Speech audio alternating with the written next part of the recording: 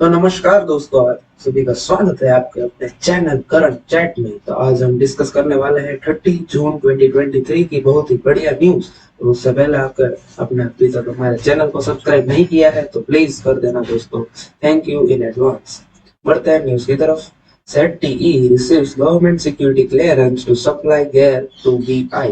ZTE एक यहाँ पे चाइनीज कंपनी है और VI यानी कि वोडाफोन आइडिया, आप समझते होंगे, इंडिया की है। तो इन दोनों के बीच में एक बहुत बड़ी डील यहाँ पे की कहा गया है कि biggest deal for Chinese company since 2020।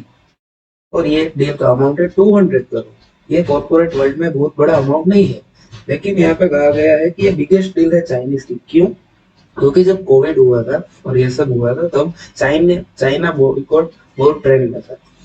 इसीलिए कोई कंपनी चाइना और इंडिया की डील नहीं हो पा रही थी। इसीलिए ये ZT और VI की डील 200 करोड़ की होने के बावजूद भी बिगेस्ट डील है 2020 के बाद। बढ़ते हैं नेक्स्ट न्यूज की तरफ। TCS fire 6 hand bans as many staffs from। तो TCS में क्या हो रहा है अभी? TCS यानी कि टाटा कंसल्टेंसी सर्विस, आप समझते होंगे, जो कि इंडिया की बिगेस्ट IT फर्म है। तो उसमें क्या हो रहा है, एक जॉब स्कैम हो रहा है। लोग ब्राइब देकर जॉब ले रहे हैं और रिक्रूटर रिक्रूट भी कर रहे हैं ब्राइब लेकर। तो टाटा अभी ऐसे लोगों को निकाल रहा है अपनी कंपनी में से। और इन्होंने इंडिया में अपने एक सीनियर एग्जीक्यूटिव को रखा है और US में एक कंसल्टेंट हायर किया है इन सब केस के लिए। सॉरी। इसमें कहा भी है TCS works with over 1000 staffing firm, यानी कि जो रिक्रूट करने वाली ऐसी 1000 फर्म की लोग मीन्स लोग रिक्रूट होते हैं इसी फर्म में और इस फर्म से वो टाटा में एंटर करते हैं। तो TCS ऐसी 1000 फर्म्स के साथ जुड़ा हुआ है। तो इसमें बहुत सारे ऐसे फर्म को भी रिजेक्ट कर देगा ये टाटा। तो ये एन चंद्रशेखर है जो कि चेयरमैन है टाटा संस्थान। आप एक जीके के लिए एक अच्छी इंफॉर्मेशन। बढ़ते हम नेक्स्ट न्यूज की। पहले मैं रफ कर दूं। Okay. USSC and race based admission. यहाँ पे रेस का मतलब है जाति। जाति के आधार पर जो भी एडमिशन होते थे तो यूएस के सुप्रीम कोर्ट ने वो अब फुल्ली बैन कर दिए। तो अभी एलिगेशन लगे थे हार्वर्ड यूनिवर्सिटी, जो कि नंबर 1 यूनिवर्सिटी मानी जाती है बिजनेस के पर्पज से। मीन्स बिजनेस अगर आपको सीखना है MBA के पर्पज से सबसे टॉप की कॉलेज है ये पूरे वर्ल्ड में, वो भी। तो इन पर एलिगेशन लगे थे कि उनका कैंपस था नॉर्थ कैरोलिना में और वो बायस थे, यानी कि एक तरफ मुड़े हुए डिस्क्रिमिनेशन करते हैं जो कि रेस के बेस पर शायद लेते होंगे। तो ये US के सुप्रीम कोर्ट ने पूरी तरीके से बैन कर दिया है। और US में आपको मैं बता दूं कि पहले बहुत होता था ब्लैक एंड व्हाइट वाला केस, व्हाइट को ज्यादा प्रेफरेंस। मीन्स जैसे इंडिया में भी होता था, अब थोड़ा कम हो गया। मीन्स US में अब शायद कम ही हो गया है पूरा पूरी तरीके से। लेकिन अगर हम इंडिया के बहुत ही पिछड़े शहर में जाएंगे तो अभी भी वहाँ पर कास्ट बेस्ड सिस्टम बहुत ज्यादा है। तो ये भी खत्म हो ही जाएगा इंडिया में से भी। तो बढ़ते हैं हम नेक्स्ट न्यूज की तरफ। Okay. Retail borrowers missing EMIs अवरी। कल ही हमने न्यूज किया था और हमने समझा था नॉन परफॉर्मिंग एसेट्स क्या है। तो इसमें कहा गया है कि रिटेल बोरोवर्स मिसिंग EMIs, यानी कि जो रिटेलर्स मीन जो रिटेल छोटे छोटे बोरोवर्स है वो EMI मिस कर रहे हैं। जैसे कि मैंने EMI पर कोई आईफोन लिया तो उसमें 1000 मीन्स 7000 की मेरी EMI है अगर मान लेता हूँ, तो मैंने ये मिस कर दी। तो क्या होगा, NPA बढ़ जाएगा और ये एक बैंक के लिए सबसे बड़ा रिस्क होता है, यानी कि नॉन परफॉर्मिंग एसेट। और अगर आपको नहीं पता तो आप 28 जून की या 29 जून की मेरी वीडियो आप देख लेना, उसमें मैंने NPA भी समझा दी है अच्छी तरीके से। और ये एक वरी का साइन है और ऐसा बताया है RBI फाइनेंशियल स्टेबिलिटी रिपोर्ट। तो आप इस पर ट्रस्ट भी कर सकते हैं। बढ़ते हैं हम नेक्स्ट न्यूज की तरफ। और यहाँ पे आपको थोड़ा थोड़ा डेटा दिया गया है कि foreign bank, private bank, public bank और इसमें सारा कंबाइंड है, कितना कितना मिस हुआ है वो सब।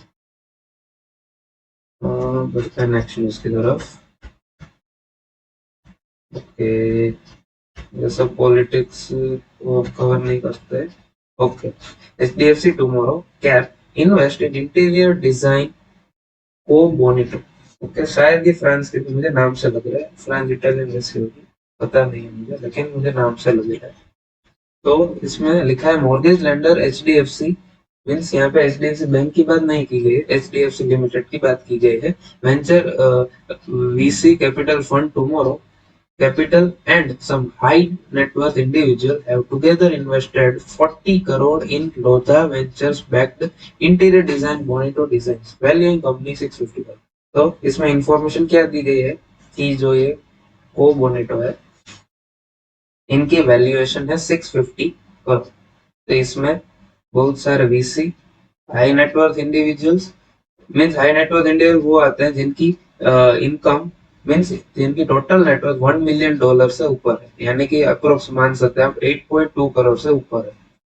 और एचडीएफसी ने इन तीनों ने इस कंपनी में 40 करोड़ इन्वेस्ट किए हैं और ये एक लोटा वेंचर्स की बैक कंपनी मीन्स इनकी सब्सिडरी। लोटा वेंचर्स ने पहले भी इनमें इन्वेस्ट किया था ऐसा बोल रहा है। बढ़ते हैं नेक्स्ट न्यूज की तरफ। और आप देख सकते हैं कल ही हमने पीएनजी यानी कि प्रोक्टर एंड गैम्बल वाला एक आर्टिकल पढ़ा था, उसमें proctor and Gamble means positiveness दिखा रहा है इंडिया में कि कंजम्पशन बढ़ जाएगा। और आज इनके सीईओ ने भी पूरा एक आर्टिकल दिया है, India seeing a consumption boom, कैसे इंडिया में कंजम्पशन बढ़ेगा, वही है इसमें कल जो हमने कवर किया था सेम वही। एडवर्टाइज तो स्किपिंग करेंगे हम। Okay, here scanty rains hit kharif crops sowing, scanty rains hit kharif crop sowing। पहले तो डिफरेंस बिटवीन खरीफ और रबी हम समझ लेते हैं बहुत इजी तरीके से। एक सेकंड में थोड़ा माइक एडजस्ट कर लेता हूँ।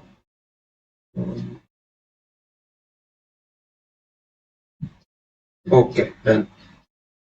तो पहले तो हम समझते हैं खरीफ क्रॉप क्या है। खरीफ क्रॉप में जो ऑनसेट ऑफ मॉनसून यानी कि जब मॉनसून होता है तभी हम इसे सो करते हैं और इसका बेसिकली सीजन होता है ये मॉनसून का, और इसका सीजन होता है जून से लेकर अक्टूबर तक, जून से लेकर अक्टूबर तक। तो यही है खरीफ। और रबी की बात करें तो ये जब विंटर सीजन शुरू होता है तभी ये इनकी जो सोइंग कहते हैं वो शुरू होता है और इनका नवंबर से शुरू होता है से लेकर अप्रैल तक होता है। तो यही था बेसिक डिफरेंस इन दोनों में। और यहाँ पे लिखा है खरीफ क्रॉप, तो हम इसे रेन से रिलेट कर सकते हैं। मीन्स कैंटी रेन्स हिट खरीफ क्रॉप सोइंग, मीन्स रेन अगर होते ही नहीं है तो खरीफ क्रॉप की सोइंग होगी कैसे। इसमें यही लिखा है कि बहुत सारे, यहाँ पे डेटा दिया गया है, बहुत सारे स्टेट्स में अभी तक रेनफॉल इतनी अमाउंट में नहीं हुई कि हम खरीफ क्रॉप की सोइंग कर सके। तो अगर ये डिले होगा तो खरीफ क्रॉप की सोइंग भी डिले होगी, तो आउटपुट क्या होगा, कम हो जाएगा। अगर रेन कम होगी तो आउटपुट भी कम होगा। और यहाँ पे बहुत सारा डेटा दिया गया है। तो यही था इस न्यूज में। और यहाँ पे आप देख सकते हैं कि 14 की industrial states still in deficient, means rain की डेफिशिएंट है, और 2 स्टेट्स ऐसे हैं जो कि लार्ज डेफिशिएंट में है। तो यही था। बढ़ते हैं हम नेक्स्ट न्यूज। ओके, हाँ, scheme finalise for the carbon credit market. तो कार्बन क्रेडिट हमने समझा था कि कार्बन क्रेडिट में क्या होता है। बहुत गवर्नमेंट ने एक फिक्स कार्बन एमिशन का टारगेट दिया होता है कि आप इससे ज्यादा, जैसे कि ये लिमिट है तो इससे ज्यादा आप 100 से ज्यादा कार्बन एमिट ही नहीं कर सकते। तो हमने समझा था कि कार्बन क्रेडिट क्या होता है कि बहुत सारी जो फर्म्स होती है वो अपने कार्बन क्रेडिट दूसरी कंपनी को बेच देती है। जैसे कि हम दोनों के पास ए है और बी है, इन दोनों के पास 100 है और इसके भी पास 100 कार्बन क्रेडिट है। इसने 100 तक पोल्यूशन कर लिया और इसने अभी तक 80 तक पोल्यूशन कर लिया और इसका जो पूरे लिमिट था, मीन्स इसकी प्रोडक्शन लिमिट अब खत्म हो गई, तो इसके पास 20 कार्बन अभी और बचे, तो इससे जाकर ये सेल कर सकता है। और ऐसा भी होता है। तो ये तो वही बात हुई कि आप पोल्यूशन कर सकते हैं लेकिन इसकी अमाउंट आपने सेट कर दी। लेकिन जो कंपनी कम पोल्यूशन कर रही है उससे आप पोल्यूशन करने की लिमिट खरीद सकते हैं। ये बेसिकली एक रॉन्ग हुआ, तो गवर्नमेंट को इसको भी देखना चाहिए मेरी ओर से। Scheme finalise for carbon credit market, तो इसमें गवर्नमेंट और स्कीम अप देगी दूसरे सेक्टर्स को। और यहाँ पे अभी लिखा है कि sectors entities will be covered yet to be decided. अभी तक ये डिसाइड नहीं हुआ कि कौन कौन से सेक्टर को ये स्कीम में इंक्लूडेड होंगे। और यहाँ पे थोड़ा डेटा दिया गया है, clearing the target to reduce emission to be worked on और credit certificate for sector under exceeding target means ये टारगेट अभी बढ़ाने की बात की है। ठीक है, आप पोल्यूशन कम करो।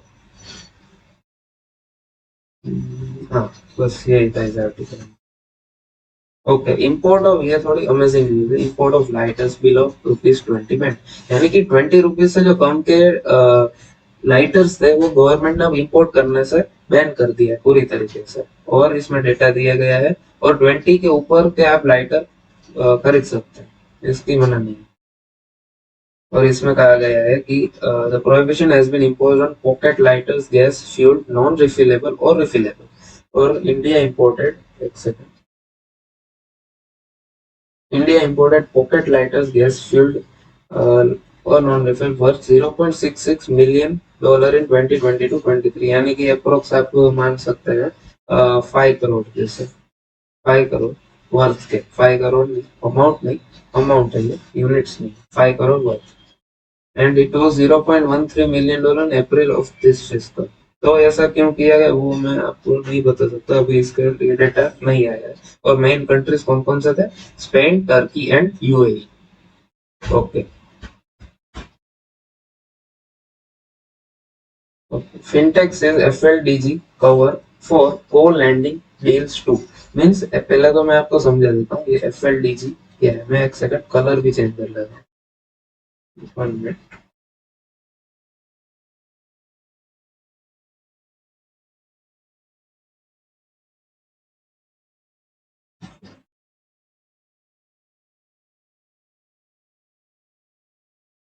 ओके, तो एफएलडीजी क्या है? इसका फुल फॉर्म है फर्स्ट लॉस डिफॉल्ट गारंटी। यानी कि इसमें एक आप कह सकते हैं इंश्योरेंस टाइप की है, जो कि ये हमारा लॉस होता है वो कवर कर देगा। और यहाँ पे बात की गई फर्स्ट लॉस की, यानी कि जो गारंटीयर होता है, जो गारंटी लेता है कि मैं ये लॉस बेयर करूंगा, वो जो बोलता है उसे ही हम कहते हैं फर्स्ट लॉस। तो जितना यहाँ पे गारंटीयर बेयर करने को तैयार है उतना लॉस कवर होगा। और ये बात की गई है फिनटेक्स, तो ये बहुत ही अच्छी न्यूज है इनके लिए, क्योंकि अगर इसमें डेटा है 5% तक कवर कर लेंगे, मीन्स 5% तक बढ़ा दिया है इसमें फिनटेक के लिए। और ये अच्छा भी है, क्योंकि अगर ₹100 है उसमें थोड़ी लिमिट पहले से थी और प्लस 5% कर दिया है, तो इतना अमाउंट जो गारंटी वाला है कि आपका नहीं डूबेगा। और ये गारंटी किसको होती है? एक लेंडर को और इन्वेस्टर को। तो फिनटेक में दोनों ही आ गए, इन्वेस्टर है और लेंडर, दोनों को गारंटी दी गई है और 5% आपका कैपिटल सेफ यहाँ पे हो जाएगा। तो ये एक अच्छी न्यूज है और फिनटेक में इससे डिमांड क्या होगी? बढ़ेगी, क्योंकि रिस्क यहाँ पे कम हो गया है, थोड़ा कम हो गया है 5% से। Next news, China passes law to extend Xi's combative foreign policy stand. यहाँ पे बात की गई है जी जिनपिंग, जो कि चाइना के, आपको पता ही, चाइना के प्रेसिडेंट है। 1 मिनट। तो इसमें पूरा कहा गया है कि चाइना ने एक ऐसा लॉ पास किया है जिससे चाइना की फॉरेन पॉलिसी स्ट्रांग हो जाए। तो अभी आपने देखा होगा कि यूएसए ने बैन कर दिया था चाइना को, जो कि चिप्स चिप्स जो सेमीकंडक्टर चिप्स होती है उसमें से बैन कर दिया था चाइना को, जिससे चाइना को बहुत सारा नुकसान भी सहन करना पड़ा था। तो अभी चाइना ऐसी फॉरेन पॉलिसी बना रहा है कि जिससे उनका जो स्टांस है वो स्ट्रांग हो जाए। और बेसिकली यहाँ पे प्रेसिडेंट प्राइम मिनिस्टर की बात की गई है। और इसमें आपको मैं समझा दूं, चाइना फॉलो करता है one party system. Types of party system होते हैं, बाई पार्टी होता है और एक मल्टी पार्टी होता है। वन पार्टी में हो गया चाइना, नॉर्थ कोरिया, वैसे बाई पार्टी में हो गए यूएस। आप देख सकते हैं इनमें दो है, डेमोक्रेट्स और रिपब्लिकन। और मल्टी पार्टी में हमारा महान भारत इंडिया। तो ये सबसे बेस्ट कहा जाता है, क्योंकि इससे मीन्स फ्लेक्सिबिलिटी वो सब नहीं रहती, लेकिन एक डेमोक्रेसी होती है। और democracy best form of government कहलाता है। Virgin Galactic finally takes its first paying customer to the space। Virgin galactic के फाउंडर रिचर्ड ब्रेंसन, मैं आपको फोटो भी दिखा रहा हूँ। हाँ, ये रहे, ये है इनके मालिक, मीन्स इनके फाउंडर भी थे, रिचर्ड ब्रेंसन। तो इन्होंने एक फर्स्ट अपने पर्सन मीन्स जो क्या कहते हैं, एक सेकंड, हाँ, first paying customer to the space, यानी कि अभी इनकी एक वर्जिन गैलेक्टिक नाम की एक स्पेस में जाने वाली एक कंपनी है जो कि कस्टमर को स्पेस में घुमाने के लिए ले जाते हैं। तो अभी इनका वो कंपटीशन भी हुआ था कि कौन पहले जाएगा स्पेस में, तो यही गए थे Richard Branson, first man to be on space, means वैसे वाले नहीं, टूरिस्ट के पर्सपेक्टिव से। और जो जेफ बेजोस की भी एक कंपनी है ब्लू ओरिजिन नाम की। Okay, next news.